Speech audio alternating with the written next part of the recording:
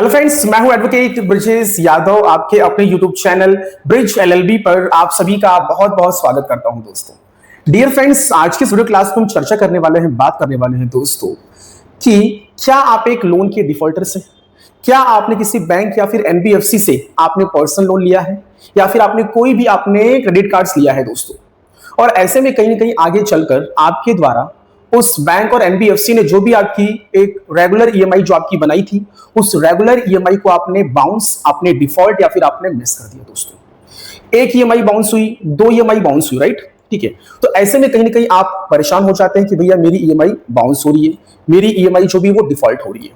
ठीक है, अब ईएमआई बाउंस होना, डिफॉल्ट होना, इसके पीछे कोई ना कोई एक रीजन, कोई ना कोई कारण होगा दोस्तों। हो सकता है आपका हो सकता है कि वह जेन्युइन कोई रीजन होगा। अब genuine reason in the sense means what, कि भैया हो सकता है कि फैमिली में कोई मेडिकल इमरजेंसीज आ गई हो, या फिर घर में कोई फाइनेंशियल क्राइसिस आ गई हो, या फिर आपका जॉब लॉस हो गया हो, या फिर आपके व्यापार में, आपके धंधे पानी में आपको नुकसान हो रहा हो दोस्तों। तो यह आपका कोई एक जेन्युइन रीजन जो कि आपके कंट्रोल में नहीं था दोस्तों। तो जैसे ही आपकी एक या फिर दो या फिर तीन ईएमआई आपकी बाउंस हो जाती है, डिफॉल्ट हो जाती है, तो ऐसे में कहीं ना कहीं आप यूट्यूब पे जाके सर्च करते हैं कि भैया मेरी ईएमआई बाउंस हो गई, अब मैं क्या करूं। और सर्च करते करते आपको एक वीडियो मिल जाता है लोन का सेटलमेंट, या फिर आप गूगल पे जाके सर्च करते हैं कि भैया मैं लोन की ईएमआई नहीं भर पा रहा हूं, अब मैं क्या करूं, मेरी लोन की ईएमआई डिफॉल्ट हो गई, बाउंस हो गई, अब मैं क्या करूं। और जैसे ही आपने गूगल में सर्च किया, वहां पे आपको लिंक मिल जाता है भैया लोन सेटलमेंट, या फिर कोई आपने आर्टिकल पढ़ ली लोन सेटलमेंट वाली।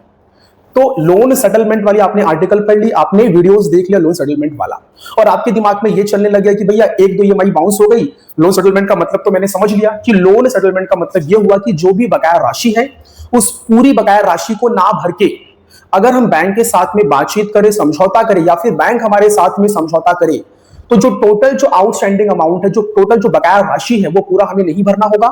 आधे से भी कम पैसे भर के हम अपने लोन अकाउंट को सेटल्ड कर सकते हैं। दैट मींस कि हमारा जो लोन अकाउंट का जो खाता है उसको हम क्लोज करवा सकते हैं। इस प्रकार से आपने समझ लिया कि भैया लोन सेटलमेंट का मतलब ये होता है, और आपके दिमाग में लोन सेटलमेंट वाला जो कॉन्सेप्ट है, जो वर्ड है, ये आपके दिमाग में घूमने लग गया।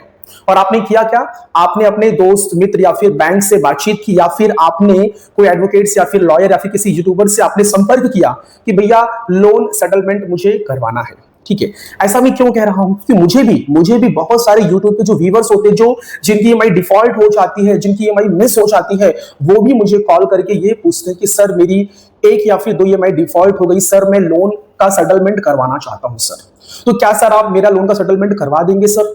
क्या सर लोन का सेटलमेंट मेरा आसानी से हो जाएगा? सर मेरा आपसे हम्बल रिक्वेस्ट है कि सर कृपया करके प्लीज मेरे लोन को सेटल्ड करवा दीजिए, अब मैं पैसे नहीं भर पाऊंगा, मैं पैसे को भरने में असमर्थ हूं, अनेबल हूं दोस्तों।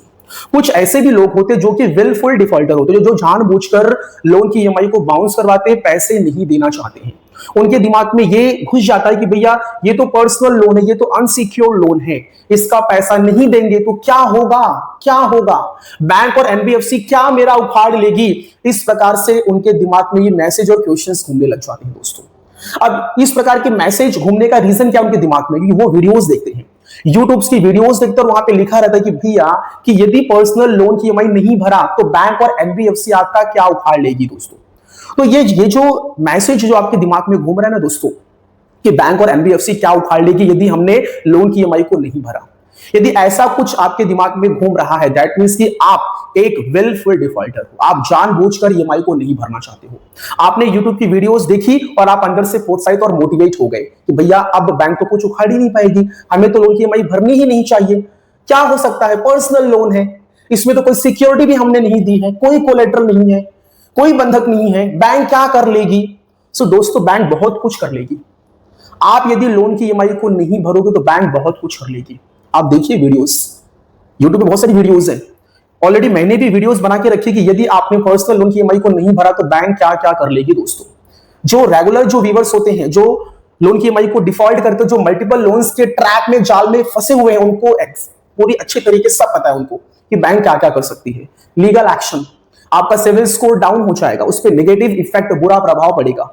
आर्बिट्रेशन की प्रोसीडिंग्स आपके खिलाफ में, आपके अगेंस्ट में चल जाएगी। ईसीएस बाउंस का case section 25 payment and settlement act, इस प्रकार का मुकदमा कंप्लेंट आपके खिलाफ में मजिस्ट्रेट कोर्ट में दर्ज हो जाएगी।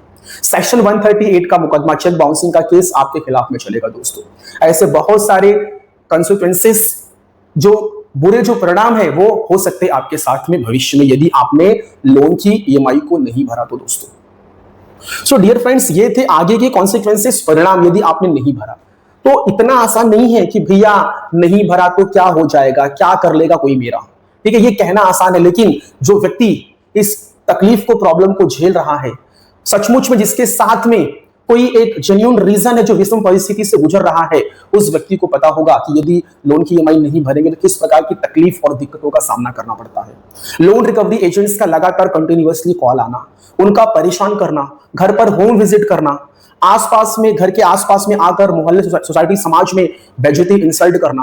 तो जो व्यक्ति कानून के जानकार नहीं होते, जो व्यक्ति पढ़े लिखे नहीं होते, जिनको कानून का ज्ञान नहीं होता है, ऐसे व्यक्ति यदि लोन की ईएमआई को डिफॉल्ट कर देते हैं तो ऐसे व्यक्ति इन लोन रिकवरी एजेंट्स का सामना नहीं कर पाते हैं।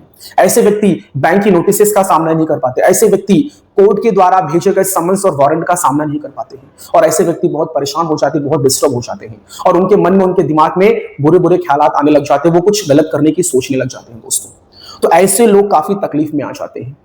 तो जो कानून के जानकार है वो तो ये चीजों को झेलना सीख जाते हैं आराम से, और उनको पता होता है कैसे हमें ये चीजों को लेके चलना है दोस्तों। सो डियर फ्रेंड्स, मेरा जो टॉपिक है वो है कि भैया क्या सेटलमेंट आसानी से हो जाता है? यदि आप लोन के डिफॉल्टर्स हैं तो क्या आपका लोन का सेटलमेंट होगा दोस्तों? पर्सनल लोन के केस में, अनसिक्योर्ड लोन के केस में क्या आपका सेटलमेंट होगा दोस्तों?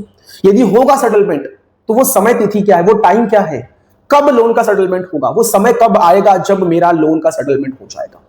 तो मेरे बहुत सारे व्यूअर्स हैं जो मुझे रेगुलर मैनर में मेरी वीडियोस को देखते हैं, या फिर कुछ जो नए व्यूअर्स जो मेरे चैनल पे पहली बार आते हैं, जब वो मेरी वीडियोस को देखते हैं तो उनको लगता है कि सर कुछ अलग हटकर बता रहे, कुछ अच्छा ज्ञान दे रहे, कुछ बोलते रहे, कुछ ऐसी बातें कर रहे जो उनके फेवर में नहीं बोल सकते, हम लोग लॉ और कानून के तहत बात कर रहे हैं और सही बात कर रहे हैं। तो यदि उनको लगता है कि ये बंदा जेन्युइन है, कुछ सही ज्ञान और सही नॉलेज दे रहा है, तो वो मुझसे संपर्क और कॉन्टेक्ट करते हैं।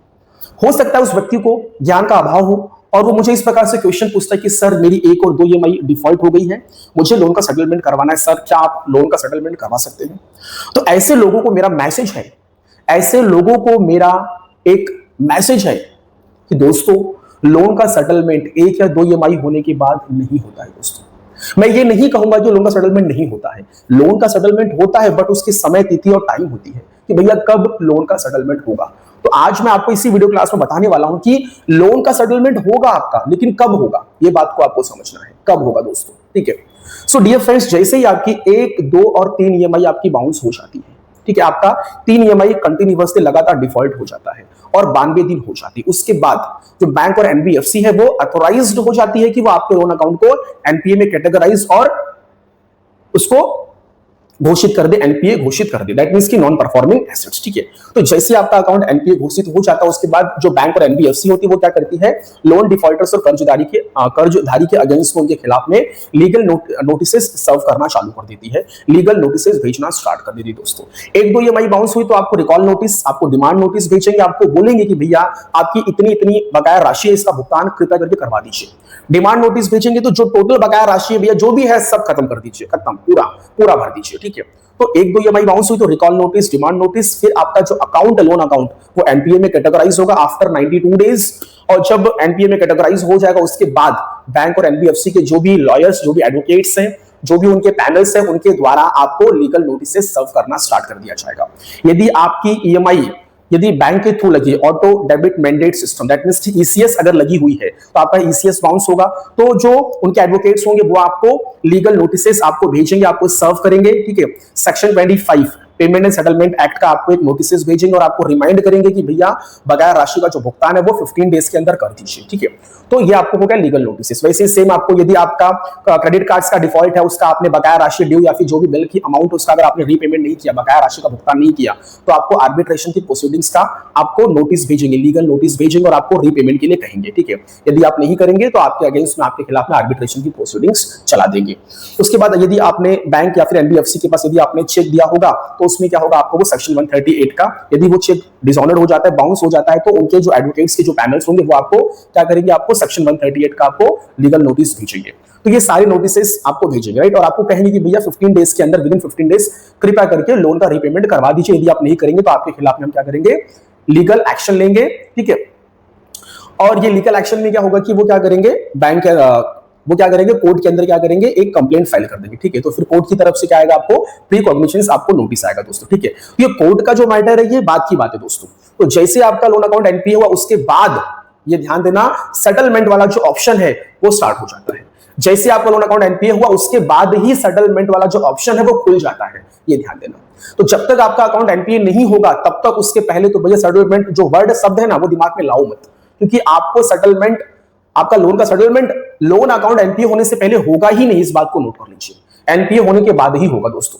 तो जब बैंक और एनबीएफसी के जो भी लॉयर्स, जो एडवोकेट्स से आपको लीगल नोटिस भेजते हैं उसके बाद भी यदि आप रीपेमेंट नहीं करवाते हैं तो बैंक और एनबीएफसी ये सोचते हैं कि भैया लोन का जो अमाउंट है वो तो बहुत ज्यादा है नहीं, सपोज 2 लाख है, 3 लाख है, 50,000 है, 80,000 है, जो भी है, बहुत बड़ा अमाउंट नहीं है।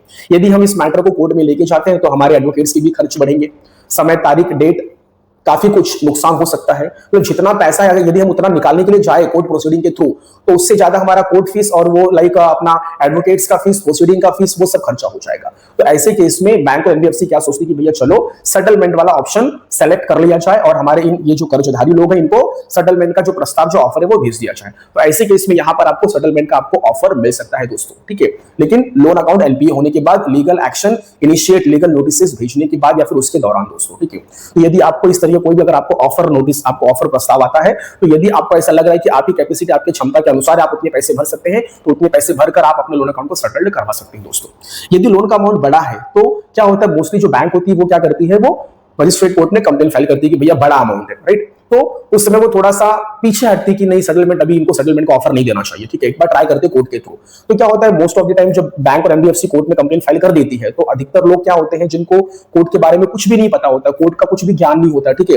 तो वो कभी कभी क्या होता है, जब मैटर कोर्ट में चला जाता है, कोर्ट की तरफ से जब समन्स आ जाते हैं तो कुछ लोग होते हैं जो पैसे दे देते हैं, ठीक है, और पैसे आपको देने भी चाहिए। मेरा से आपको एक सजेशन है, आपको मेरा एक हम्बल, एक पर्सनल रिक्वेस्ट है, यदि आपने बैंक से लोन लिया है तो आपको पैसे लौटाने चाहिए। मैं आपको बिल्कुल भी ये नहीं कहूंगा कि पैसे नहीं लौटाइए, जो जेन्युइन है, ठीक है, जो जानबूझकर ऐसा नहीं कर रहे, उनकी कोई पर्सनल प्रॉब्लम होगी तो उनका ठीक है, समझ में आता है। बट अगर कोई जानबूझकर विलफुल इंटेंशनली डिफॉल्ट कर रहा है, रीपेमेंट नहीं करवा रहा है, तो ऐसे लोग चीटर है, फ्रॉड है, 420 कर रहे हैं बैंक और एनबीएफसी के साथ। तो ऐसे लोगों के लिए ये मेरी वीडियोस बिल्कुल भी नहीं है। जो विलफुल डिफॉल्टर है ऐसे लोगों को बिल्कुल भी मैं मदद नहीं कर रहा हूं दोस्तों, ये बात को आप नोट कर लीजिए। तो कुछ हमारे दोस्त और भाई लोग होते हैं जो क्या करते हैं, रीपेमेंट करवा देते हैं, ठीक है। तो जो जानबूझ के डिफॉल्ट कर रहा है तो अगर सपोज डर गया तो भैया वो पेमेंट कर ही देता है, पैसे तो रखा रहता है बट फिर भी वो देता है, सोचता है कि नहीं सेटलमेंट का जैसे वो बोलता है ना, वो चीज का वेट करता है वो। तो ऐसा बिल्कुल भी नहीं करना चाहिए, यदि पैसे हैं तो आपको देना चाहिए।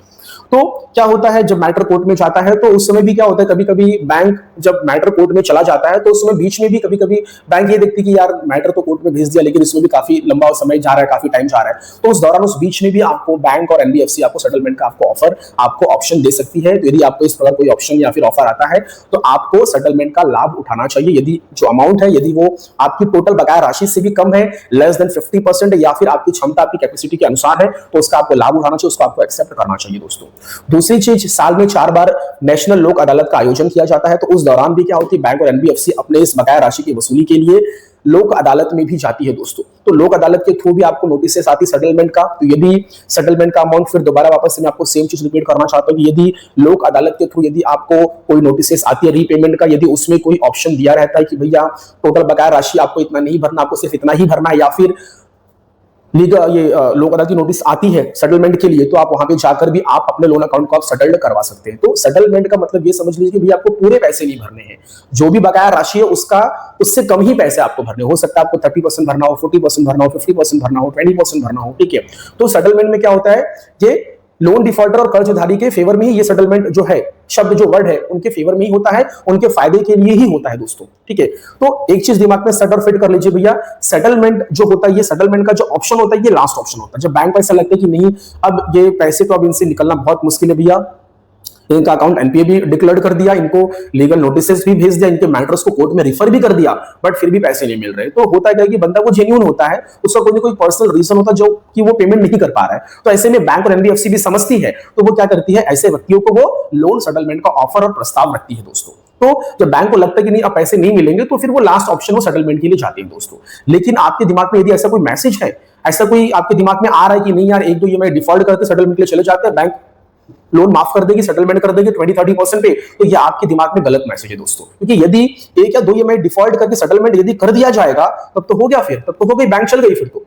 दोस्तों बैंक एक प्रॉफिट मेकिंग एक संस्था है, एक ऑर्गेनाइजेशन है, इनका मेन जो मोटो और जो ऑब्जेक्ट होता है कि भैया अपने को प्रॉफिट कमाना है, कोई यहां पे समाज सेवा बिल्कुल भी नहीं करना है दोस्तों। तो अगर प्रॉफिट मेकिंग संस्था है यदि बैंकिंग सेक्टर, तो वो आपको ऐसे ही अगर एक दो ईएमआई आप नहीं भरोगे, सेटलमेंट कर देगी आपका, तो फिर आप ऐसे डिफरेंट डिफरेंट अलग अलग बैंक से आप लोन लेते रहोगे, एक दो ईएमआई डिफॉल्ट करोगे, सेटलमेंट आपका होता रहेगा, तो फिर आप ही हमेशा फायदे में रहोगे और बैंक की पूरी जो कहानी वो खत्म हो जाएगी फिर तो। और आपको पता है कि बैंक का एक बहुत बड़ा कॉन्ट्रीब्यूशन, बहुत बड़ा एक योगदान है हमारी अर्थव्यवस्था में, हमारे जीडीपी में दोस्तों। तो ऐसा कुछ भी नहीं होता, ये बात को आप नोट कर लीजिए कि एक या दो ईएमआई डिफॉल्ट हुआ, सेटलमेंट का आपको प्रस्ताव और आपको ऑफर आ जाएगा। और ये ध्यान देना, कभी भी सेटलमेंट का ऑप्शन जो भी है, जो प्रस्ताव, जो ऑफर है, वो बैंक के द्वारा आपको दिया जाता है। आप सामने से जाएंगे तो बैंक समझ जाएगी भैया ये जानबूझकर इंटेंशनली ये डिफॉल्ट कर रहा है, पैसे इसके पास है लेकिन ये मेरे पास आ रहा है, रिक्वेस्ट कर रहा है सेटलमेंट का। तो बिल्कुल भी ध्यान देना, बिल्कुल भी ऐसी गलती मत करना। आपको सेटलमेंट के लिए आपको सामने से बिल्कुल भी नहीं जाना है। बैंक और एनबीएफसी खुद आपको सामने से प्रस्ताव और आपको ऑफर देगी लोन सेटलमेंट का दोस्तों। लेकिन ये ध्यान देना, ये लास्ट ऑप्शन होता है। हो सकता है ये कोर्ट प्रोसीडिंग के दौरान आपको ये ऑफर मिल जाए, हो सकता है ये आपका अकाउंट एनपीए होने के बाद जब आपको लीगल नोटिस सर्व की जा रही हो, उसके बीच उसके दौरान आपको लोन सेटलमेंट का प्रस्ताव आपके पास ऑफर आ सकता है दोस्तों। तो जब कभी भी आपको लोन सेटलमेंट का प्रस्ताव और ऑफर आए, इसको बकायदा एकदम सिस्टमैटिकली तरीके से इस लोन सेटलमेंट का जो भी प्रस्ताव, जो ऑफर है, इसको आप समझिए, देखिए, पढ़िए, ठीक है। किसी एक अच्छे अधिवक्ता और लॉयर से कंसल्ट करके, ठीक है, उस सेटलमेंट के लेटर को क्रॉस वेरीफाई करवाइए कि क्या वो जेन्युइन है कि फर्जी है। ये सारी चीजें देखने के बाद ही आप सेटलमेंट के लिए जाइए दोस्तों। सो डियर फ्रेंड्स, आज के इस वीडियो क्लास में मैंने आपको ये चीज क्लियर कर दी कि सेटलमेंट एग्जैक्टली आखिरकार सेटलमेंट कब होता है, इसका प्रस्ताव और ऑफर बैंक के द्वारा कब दिया जाता है, ये आपके मन के मुताबिक बिल्कुल भी नहीं होगा दोस्तों। सो डियर फ्रेंड्स, मेरा ये वीडियो यहीं पे समाप्त होता है। आप लोगों ने इतना समय दिया, आप लोगों का बहुत बहुत धन्यवाद दोस्तों। डियर फ्रेंड्स, यदि आप मेरे इस वीडियो क्लास पर, लेक्चर्स पर पहली बार आ रहे हैं, तो कृपया करके प्लीज मेरे इस चैनल को सब्सक्राइब कर दीजिए और साथ ही साथ मेरे इस वीडियोस को अपने दोस्तों, अपने फ्रेंड्स के साथ में शेयर कर दीजिए। और यदि आपको मेरा वीडियो थोड़ा भी तनिक भी यदि पसंद आया हो, तो मेरे इस वीडियोस को लाइक भी कर दीजिए दोस्तों। और साथ ही साथ यदि मन में आपके कोई भी क्वेश्चन है, कोई भी प्रश्न है, कुछ भी है, तो कमेंट सेक्शन में लिखिए दोस्तों, इसका मैं आपको जरूर जवाब दूंगा। यदि आप अपने लोन के मैटर्स में यदि आप विस्तार में मुझसे चर्चा करना चाहते हैं, बात करना चाहते हैं, कानूनी सलाह लेना चाहते हैं, तो मेरे आप दिए गए लीगल हेल्पलाइन नंबर पर आप कॉल कर सकते हैं। या फिर यदि आपको किसी बैंक या फिर एनबीएफसी के द्वारा कोई भी आपको लीगल नोटिसेस या फिर बैंक नोटिसेस या फिर कोई भी कोर्ट के द्वारा नोटिसेस आई है, तो आप उस नोटिसेस को मेरे इस लीगल हेल्पलाइन नंबर के व्हाट्सएप नंबर पर आप मुझे भेज सकते हैं। उसको मैं देखने, समझने और पढ़ने के बाद ही आपको कानूनी सलाह दूंगा और आगे आपको कानूनी मदद में आपको दूंगा दोस्तों। थैंक यू सो मच, धन्यवाद।